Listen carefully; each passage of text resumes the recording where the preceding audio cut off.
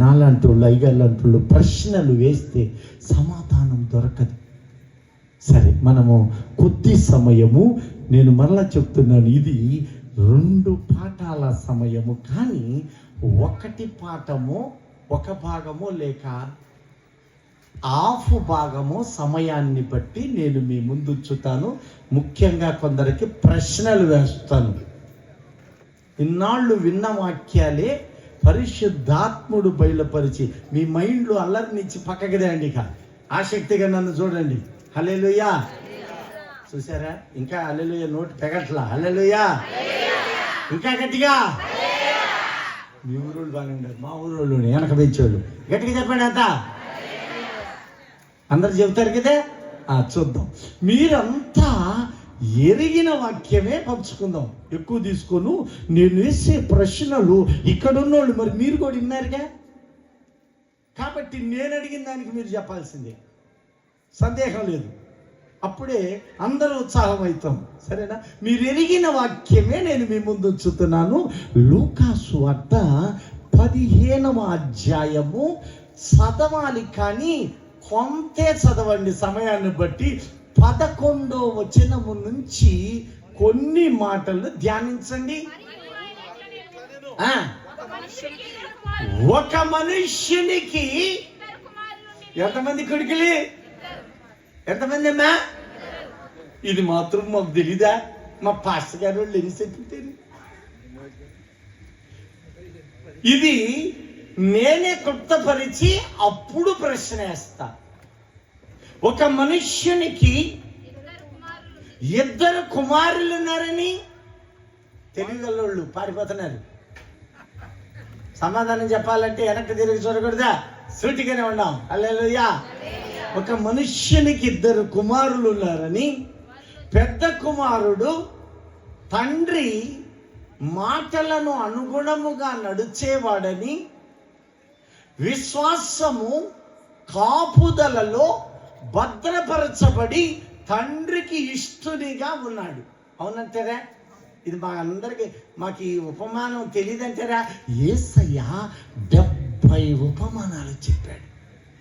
ఈ 70 గురించి నువ్వు ఆలోచన చేసినప్పుడు, ఒకటి 2 అంచుల ఖడ్గమని చెప్పిన వాడు, ఒకటి భూ సంబంధమైన అర్థాన్ని చూపితే, మరి ఒకటి నిగూఢమైన మర్మము, అది ఆత్మ సంబంధమైనదై ఉంటున్నది. హల్లెలూయా. ఇప్పుడు నేను ఒకటి భూ సంబంధముగా తెలియచేస్తూ, రెండవది ఆత్మ సంబంధమైన ప్రశ్నలనే మీ ముందు ఉంచుతాను. ఈ రాత్రి చాలా జాగ్రత్తగా గమనించండి. చెవులు ఇట్ట అనుకొని జాగ్రత్తగా గమనించండి ఇక మీదట. హల్లెలూయా. ఇప్పుడు మీ అందరికీ తెలిసిందే గనక నేనే చెప్తున్నాను. చిన్న కుమారుడు ఆ తండ్రి యొద్ద ఆస్తిని పంచుకున్నాడని,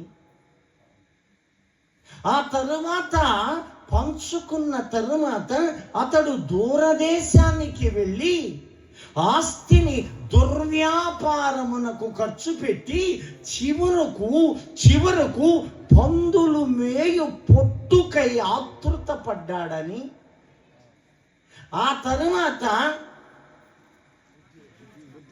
అక్కడ ఎవ్వడు కూడా సహాయము చేయలేదని ఆశపడ్డాడు, కానీ దొరకలేదు.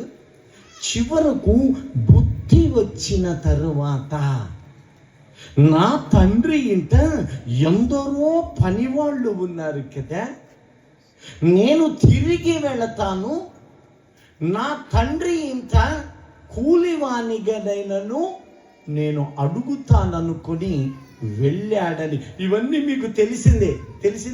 ఈ వాక్యం మాకు తెలుసు అన్న వాళ్ళు చేతులెత్తండి కదా. ఆ ఒక్క ఆమెకి తెలిసినట్టుంది. తప్పేను కుమారుడు తెలుసా తెలీదా? Very good. హల్లెలూయా. సంతోషంగా నాడు మాత్రం బిగ్గరగా. మాకు తెలిసి రాత్రి 10:30 దాటిపోయా, 11 అవుతున్నే. మాకు తెలిసిందే కదా, నువ్వు చెబుతున్నావు అనుకునేరు. మీకు తెలియనిదే మీ ముందు ఉంచుతా. ఇప్పుడు ఈ 70 విషయాల ఉపమానాలలో యేసుక్రీస్తు దేనిని ఉద్దేశించి చెప్పాడో ఈ రోజున కాపరులైన మనము సేవకులు కూడా గ్రహించినప్పుడు నీవు తవ్వడం ప్రారంభించి నిగూఢ భావాలను మనము గుర్తించగలిగిన వారం. కొట్టండి చప్పట్లు. ఇప్పుడు కొట్టండి గట్టిగా. నేను తిరిగినప్పుడల్లా గుర్తే అట్టొచ్చినప్పుడు నేను పనికి మాలిన వాడిని, వ్యర్థుని, నా కోసం కాదు యేసయ్య మాటలకై మీరు ఉత్సహించి కొట్టెదరుగాక. ఇప్పుడు ఈ కుమారుడు వెనకకు వచ్చాడట, బుద్ధి వచ్చిందట. వచ్చిన తరువాత ఏమొచ్చిన తర్వాత మనసు మారి వచ్చాక ఒక బలిని వధించబడిందేమో చూశాం. ఆ చిన్న కుమారుడు చనిపోయి బ్రతికి ఉన్నాడు కనుక ఇతని కోసము మామూలు దూడ కాదది, క్రొవ్విన దూడను వధించమన్నాడు. ఆ తరువాత ఈ సంతోషము, ఈ ఆనందము పెద్ద కుమారుడు ఎక్కడి నుంచి వచ్చేది? చాలా జాగ్రత్తగా గమనించండి. పాయింట్ పెట్టానంటే సందేహం ఉన్నట్టే. పొలం నుంచి వచ్చేది. శరీర సంబంధ పొలం గురించి కాదదే, మరేదో ఉంది. పొలం నుంచి వచ్చాడు. ఈ పొలము నుంచి వచ్చాక పెద్ద కుమారునికి వాయిద్యాలు, నాట్యాలు వినపడుతున్నాయి. ఏ వినపడుతున్నాయి? ఎందుకని? అక్కడ ఉత్సవం జరుగుతుంది. పెద్ద కుమారుడు అన్నాడు, మనం గ్రహించాలి, మన కోసం కొన్ని మాట్లాడినాడు అక్కడ. ఇంతకీ ఏం జరుగుతుంది అంటే, నీకు తెలియదయ్యా, అయ్యా నీ తమ్ముడు వచ్చాడయ్యా. అప్పుడు తండ్రి దగ్గరికి వెళ్ళి తండ్రితో అక్కడ పని వాళ్ళ ముందు కోపపడ్డాడు. చాలా జాగ్రత్తగా చూడండి, మేము ముందే ప్రశ్న వేస్తున్నా. అక్కడికి వెళ్ళి ఏమయ్యాడట? కోపపడి. అదిగో రెండో మాట, లోపలికి వెళ్ళనొల్లక తండ్రితో అంటాడు, నా కోసము ఇన్నేళ్ల నుంచి ఉన్నాను కదా, నిన్ను సేవిస్తున్నాను కదా, నేరలేదు కదా, మరి నా కోసం ఒక్క మేక పిల్లను కూడా నువ్వు ఇవ్వలేదు ఎందుకు? ఈ ప్రశ్నలు ఇప్పుడు కావు, నేను చెప్పాక కానీ అప్పుడు మీలో ప్రశ్నలు వస్తాయి. అప్పుడు తండ్రి అంటాడు, నేను నీకు ఇవ్వను, నావన్నీ కూడా నీవన్నీ నావే. కానీ ఈ చిన్న కుమారుడు చనిపోయి తిరిగి లేచి ఉన్నాడని సెలవిచ్చి ఉన్నాడు. ఇప్పుడు కొట్టండి చప్పట్లు. అందరు చప్పట్లు కొట్టారు. ఇక్కడ ఉండేవాళ్ళే కొట్ల, ఎందుకంటే ప్రశ్న అయిపోయే ముందు కొట్టాలిగా. ఇప్పుడు ఆ తండ్రికి ఎంతమంది ఉన్నారు? Very good. నేనేసే ప్రశ్న ఏంటంటే, ఆ పెద్ద కొడుకు పేరేమన్నా మీకు తెలుసా? అయ్యగారు అంటున్నారు తన అభిప్రాయం, రాయబడలేదు అనుకోకండి, తన అభిప్రాయం ఆయన వెతికిన దాన్ని బట్టి నాకు కనపడలేదు. పోనీ శని కొడుకు పేరేమని చెప్పమ్మా. ఓహో, తప్పిపోయి వచ్చాడంటారా? అయ్యా ఇంకెవరు చెబుతారు? అయ్యా ఇది ప్రభాకర్ గారు చెబుతారు. మీలో ఎవరైనా ఆ ఇద్దరు పేర్లు ఏమిటో తెలుసా? తెలుసు. చిన్న కుమారుడు ఎవరో తెలుసా? ఆలోచన చేయండి. యేసయ్య ఒక మాట పలికాడు అంటే అందులో దాచబడిన సత్యాలు అనేకం ఉంటాయి. ఈ చిన్న కుమారుడు పోలికను చెబుతాను, మీరు జాగ్రత్తగా గమనించండి. ఈ చిన్న కుమారుడట తండ్రిని విడిచి వెళ్ళిపోయాడట, దూరం అయిపోయాడట, అపవాది పాలయ్యాడట, ఆస్తి మొత్తాన్ని సర్వనాశనం చేసుకున్నాడట. చివరి చివరకు అతనికి మిగిలింది పందులు తినే పొట్టు అంటున్నాడు. పందులు తినే పొట్టు అనగాని శరీర సంబంధముగా కాదు, ఆత్మ సంబంధముగా పంది దేనికి సాదృశ్యమో అక్కడ తెలుపుతున్నాడు. ఇప్పుడు ఈ కొడుకు పేరు ఏమన్నా తెలుసా అని అడిగాను. తెలుసా వాళ్ళు ఎవరైనా చేయొద్దండి. ప్రియ దైవజనమా, యేసయ్య 70 ఉపమానాలు చెప్పాడు. ఈ 70 కూడా ఒక వ్యక్తులను తెలుపుతున్నాడు. మరి ఒక సందర్భములో పరలోక రాజ్యములో వాటిని తెలుపుతున్నాడు. ఏకకాలములో ఇది ఒకవైపు భూ సంబంధమైన మూలవాక్యము, మరొక వైపు పరలోక మర్మం. హల్లెలూయా, హల్లెలూయా. ఎవరైనా సరే, ఏ కొడుకు కావాలి ఫస్ట్? మీకు సమయాన్ని బట్టి ఏ కొడుకు తెలుసుకుందాం. మొదట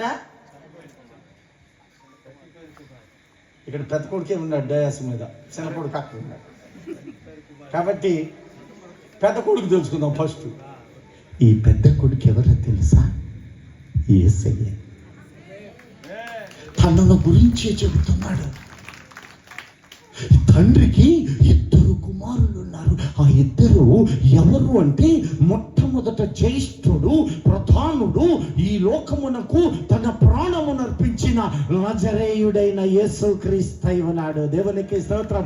దేవునికి, తండ్రి అయిన దేవునికి మరొక కుమారుడు ఉన్నాడు. అతడు ఎవరో తెలుసా? చెప్పండి. పరిశుద్ధాత్మ. గారు పరిశుద్ధాత్ముడు ఆస్తాడు, పాటు చేశాడు. ఇంకా అద్దుగో చూసారా?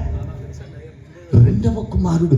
మీరు చూడండి, మత్తయి సువార్త 3వ అధ్యాయము 38వ వచనంలో ఒక స్పష్టమైన మాట.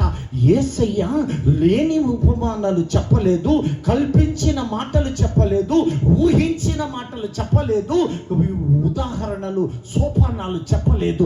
ఆయన చెప్పాడు అని అంటే అది ఉన్నదే చెప్పాడు. మునుపు జరిగిన దానిని ఉదహరించాడు, జరగబోయే దానిని నీలో నాలో తెలియచేస్తున్నాడు. చెప్పలబడిన దానికి. ఇప్పుడు మొదటి కుమారుడు ఎవరో తెలుసుకుందాము. మొదట చిన్న కుమారుడు ఎవరో చూద్దాం. మత్తయి సువార్త 3:38 ఎవరు చదవరా?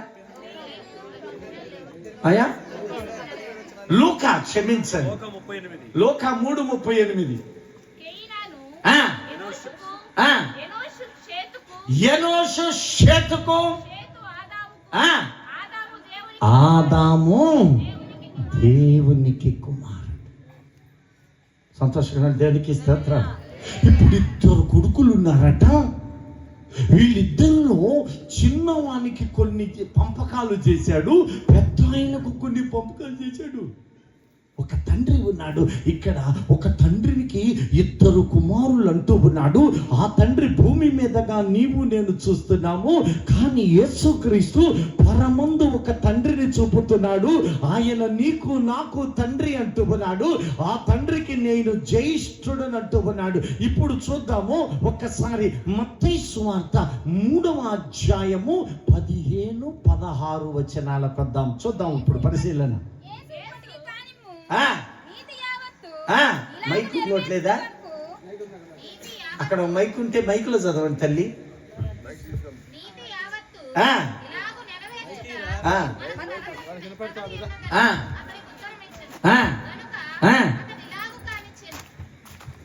చదవండి అమ్మా 15-16 వచనాలు కూడా. అక్కడ ఆయన బాప్తిస్మము తీసుకొని బాప్తిస్మం పొందిన వెంటనే నీళ్లలో నుండి ఒడ్డునకు వచ్చెను. ఇదిగో ఆకాశము తెరవబడును, దేవుని ఆత్మ పావురము వలె వచ్చెను, మీదికి వచ్చుట చూసెను.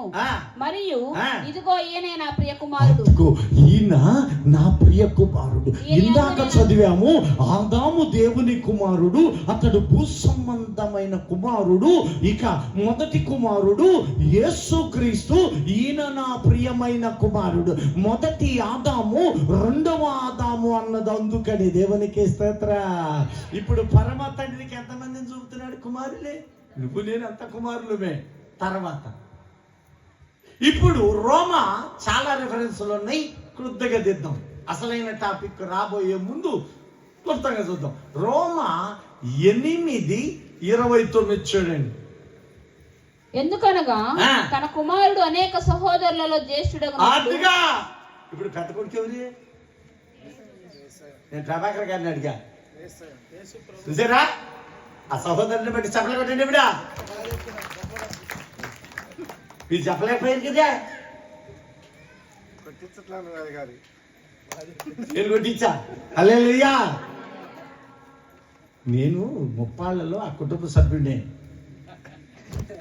తప్పదు. ఇప్పుడు చూడండి, ఎందుకనగా తన కుమారుడు అనేక సహోదరులలో జ్యేష్ఠుడగునట్లు దేవుడు అంటే ఇదిగా ప్రకటన 1:18 ఇవన్నీ చెప్పాక అప్పుడు కూడా పలుకుతా. 1:18 నేను మొదటి వాడను. ఇప్పుడు 2 కుమారులు ఉన్నారట తండ్రికి. మొట్టమొదటి పెద్ద కొడుకు ఎవరంటే నేను మొదటి వాడను అంటూ ఉన్నాడు. జ్యేష్ఠుడు అంటూ ఉన్నాడు. ఆయన ఎవరో కాదు, తండ్రి యొక్క ప్రియ కుమారుడు, మన ప్రియుడైన యేసుక్రీస్తు అయి ఉన్నాడు. దేవునికి స్తోత్రం. సంతోషమైన వాళ్ళు గట్టిగా. తండ్రికి 2వ కుమారుడు ఉన్నాడు. ఆ 2వ కుమారుడు భూమి మీద ఉన్నాడు. భూ సంబంధులకు మూల పురుషుడు. అతడు ఆదాముగా కనపడుతూ ఉన్నాడు. హల్లెలూయా. ఇప్పుడు వాక్యములు అంటూ ఉన్నాడు, చిన్న కుమారుడు దూరదేశమునకు వెళ్ళాడు. అనేకమైనటువంటి దుర్వ్యసనాలకు లోనయ్యాడు. పాపములో పడిపోయాడు. అపవిత్రతకు లోనయ్యాడు. దుర్నీతికి లోనయ్యాడు. దుర్వ్యాపారములో పడిపోయాడు. ఇది ఎవరి గురించి యేసయ్య చెప్తున్నాడు తెలుసా?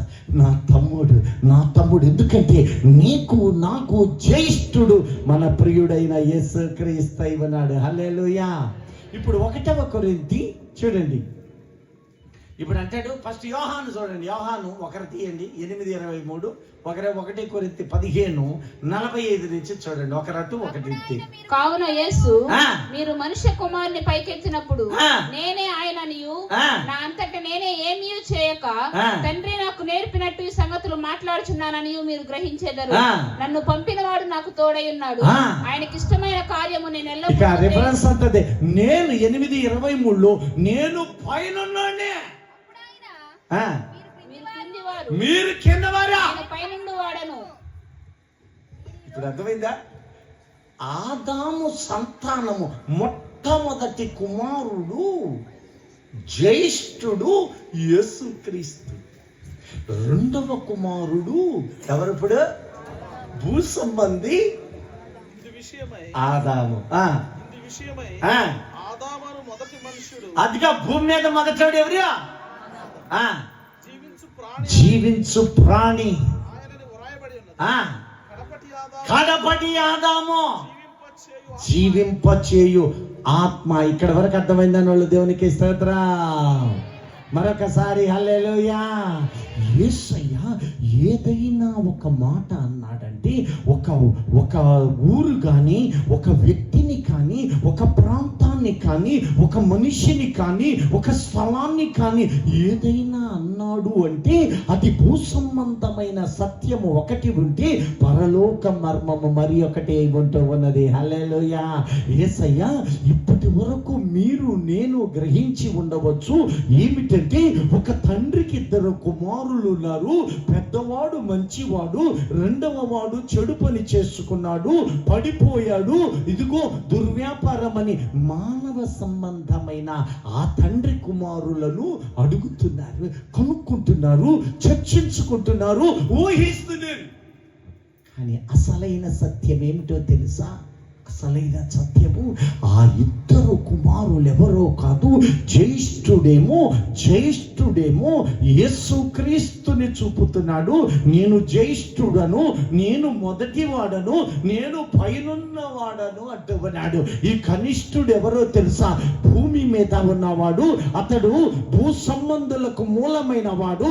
ఆదాము నుంచి అందరూ ఎలాగూ జన్మిస్తూ ఉన్నారో, పాపములో మృతి నొందుతున్నారో, అందరూ క్రీస్తునందు బ్రతికించబడు వారై ఉన్నారు. దేవునికి స్తోత్రం. ఇప్పుడు ఎంతమంది కొడుకులు? ఆ తండ్రి పేరేంది అమ్మా? ఇందాకేమన్నారు? తెలీదన్నారు. ఆ కొడుకులు ఎవరంటే ఎవరన్నారు? పెద్దోడే, చిన్నోడు. మానవ ఆలోచనలలో నువ్వు ధ్యానిస్తే నువ్వు గుర్తించాల పరిశుద్ధాత్మ నీతో ఉంటూ నిగూఢమైన సత్యములు మనకు బయలుపరచువాడై వినాడు. దేవునికి స్తోత్రం. ఇప్పుడు ఇందాక మీరు లోక 15 మాత్రం జాగ్రత్తగా పట్టుకోండి. అదే మనకి మెయిన్ రెఫరెన్స్. కొంతకాలం అయింది, ఈ చిన్న కొడుకు ఆస్తిని గారు పంపకం కాకుండా ఆడదాకా పోయారు. ముందు ఆస్తి నాకు పంచు, వాటా ఇమ్మన్నాడుగా. తండ్రి పంచాడే లేదా? ఇక్కడ చూడండి, కొంతకాలమయ్యాక పదం చూడాలి. ఒకసారి చదవమ్మా. కొన్ని దినములైన తరువాత, కొన్ని రోజుల తండ్రితో ఉన్నాడా? ఎక్కడున్నాడు తండ్రితో? ఏదేనా తోటలారా? మీరు సుఖం మింగేశారమ్మా. తోట పెద్దగా ఏదేను తోటలో ఉన్నాడు, తండ్రితో ఉన్నాడు. మీరు తర్వాత చూసుకోండి. ప్రతిరోజు తండ్రి లేక పరిశుద్ధాత్మ దేవుడు మరియు యేసుక్రీస్తు ఆదికాండం 3:8 గనక నీవు జాగ్రత్తగా చూస్తే సల్ల పూటల సంచరిస్తూ ఉన్న యెహోవా దేవుని స్వరము విని, అంటే చల్లపూటను ఆదామును అతని భార్యయు తోటలో సంచరించుచున్న దేవుడైన యెహోవా స్వరమును విని. చూసారా? ఇప్పుడు ప్రశ్న వేస్తాం, చిన్న ప్రశ్నలు. ఆదామంటే రెండో కొడుకు చక్కగా చెప్పారు. ఆదామంటే అర్థం ఏంటి? నేను పెద్ద ప్రశ్న ఇలా, ఆదామంటే ఏంటి? నేను సూటిగా అడిగితే ఆదామంటే ఆ బిడ్డ తప్ప మొత్తానికి చెప్పేసింది, చక్కగా చెప్పింది. ఆ బిడ్డను బట్టి దేవునికి స్తోత్రం. ఆదాము అంటే మన్ను అని అర్థం. ఆదికాండం 3:19 నీవు మన్నే. ఇప్పుడు మళ్ళీ ఇంకో ప్రశ్న ఎత్తా, ఆమెకేస్తా. సిస్టర్ గారు చెప్పాలా? అవ్వంటే అదెత్తకు జీవం కలిగిన ప్రతి పురుషుడికి ఆదాము తండ్రి, హవ్వేమో స్త్రీలకు అందరికి తండ్రి, బిడ్డలు కూడా కానది. నేను దాని అర్థం అడుగుతున్నా. అవ్వంటే అవ్వ కూడా మట్టే కదా గారు. ఆదాం మట్టి, హవ్వ సగం మట్టి. అర్థం నేను అడిగా. అది హవ్వ అన్న మాటకు అర్థం. హవ్వ అంటే ఏమిటంటే నీవున్నావే, నాలో నుంచి తీయబడ్డావు, మన్నులో నుంచి తీయబడ్డావు, నరునిలో నుంచే తీయబడ్డావు, మట్లో నుంచే సగం అంటే నారే. ఆ ఎముకలు మట్టితోనే కాల్చితో వచ్చింది, సరిపోయారు అంతా. ఇప్పుడు ఆదామంటే ఏంటి? హవ్వన్నా తర్వాత ఊపిరి వదిలిన తర్వాత ఇక పో పను. అయితే ఇక్కడ చూడండి, ఆదాము మొట్టమొదట హవ్వ ఏకమై ఉన్నారు. ఇప్పుడు సృజించినప్పుడు అవ్వ మొదట కాదు కదా, తర్వాత చేశాడు. అప్పటి వరకు అవ్వ ఎక్కడుంది? చక్కగా చెప్పారు అయ్యగారిని బట్టి. సరళ కొట్టండి. ఇప్పుడు ఎవరు చెబితే వాళ్ళకి ఓకే. అవ్వ చేయబడక మురికి ఎక్కడో లేదో ఆదాములోనే ఉంది. అది ఎట్టుంది అనేది ఇప్పుడు వద్దు. ప్రియ దైవజనమా, ఇక్కడ చూడండి, ఈ ఆదాము అక్కడ కొంతకాలము ఏదేను తోటలో ఉన్నాడట. కొంతకాలమైన తరువాత తండ్రి వాళ్లకు ఆస్తులు పంచాడు. ఎందుకంటే ఈ చిన్న కుమారుడు ఆదామున్నాడే, ఈ చెవులు దేవుని వైపు చూడటం లేదు, వాక్యము వినటం లేదు, శ్రద్ధ కలిగి లేడు, ఏదో ఇంటనాడే. అది ఏదో స్వరం వస్తుంది, ఇది నిజమా అని. ఇంకొంచెం ముందడిగేసి మాయలో పడ్డారు. మీరే చక్కగా ఏదన్నా అది ట్యాలీ అయిపోద్ది, ఏం పర్లా. ఇప్పుడు వినపడుతుంది. ఇక చిన్నగా మొదలు పెట్టాడు, నా ఆస్తి నాకు పంచమంటున్నాడు. అడగమంటాడు, కొంతకాలం అయ్యాక అడగమని. కానీ ఏం జరిగింది? దేవుడు పంచిచ్చాడు. పంచిచ్చాడని లేఖనాలు ఎక్కడనుందా? ఈ మాట తప్ప ఎక్కడనుందా అమ్మా? చెప్పండి, ఉందా లేదా? ఆదికాండం 2. ఇంకా చక్కగా ఇప్పుడు చూద్దాం. ఆయన రహస్యంగా అనేక అంశాలను భద్రపరిచాడు. తర్వాత క్రోడీకరిస్తాను. 115వ కీర్తన 16వ చరణములో చక్కగా చెబుతున్నాడు. ఇద్దరికి పంచాడు ఆస్తులు. యెహోవా వశము. ఆకాశములు యెహోవా వశం. అంటే ఈ యెహోవాను నామము ఎవరికి పెట్టాడు? తండ్రిదా కుమారుందా? తండ్రిదా? అది మీరు తర్వాత చదువుకోండి. యోహాను 17వ అధ్యాయములో తండ్రి నీవు నాకిచ్చిన నీ నామమందు అంటూ ఉన్నాడు. దేవునికి స్తోత్ర. అంటే తండ్రి అయిన సర్వశక్తిమంతుడు ఏం చేశాడంటే ఆకాశములన్నీ యేసుక్రీస్తుకి స్వాధీనం చేశానంటున్నాడు. ఆ తర్వాత ఏం చేశాడు? భూమిని నరులకిచ్చి ఉన్నాడు.